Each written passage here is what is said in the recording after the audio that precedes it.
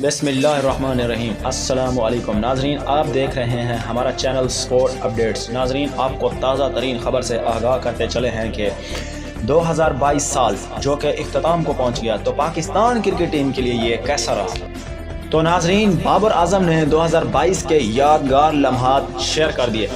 कौमी टीम के कप्तान बाबर आजम ने पाकिस्तान क्रिकेट टीम की साल 2022 में कारकर्दगी और टीम के बारे में बताया। बाबर आजम ने कहा कि पाकिस्तान क्रिकेट टीम ने वाइट बॉल क्रिकेट में काबिल ज़िक्र कारकर्दगी का मुजाहरा किया, लेकिन रेड बॉल क्रिकेट में पाकिस्तानी टीम को ज़्यादा कामयाबी नहीं मिली। उन्होंने कहा कि एशिया कप और T20 वर्ल्ड कप के फाइनल तक रसाई खुशी के लम्हात रहे। एशिया कप में भारत को शिकस्त देना भी एक यादगार लम्हा रहा। उन्होंने मजीद ये भी कहा कि श्रीलंका में रिकॉर्ड टेस्ट हदफ हासिल करना भी यादगार लम्हा है।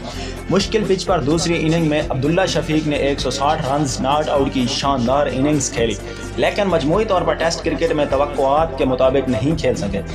उनका कहना था कि पाकिस्तान ने दुनिया की 3 बेहतरीन टेस्ट टीमों की मेज़बानी की।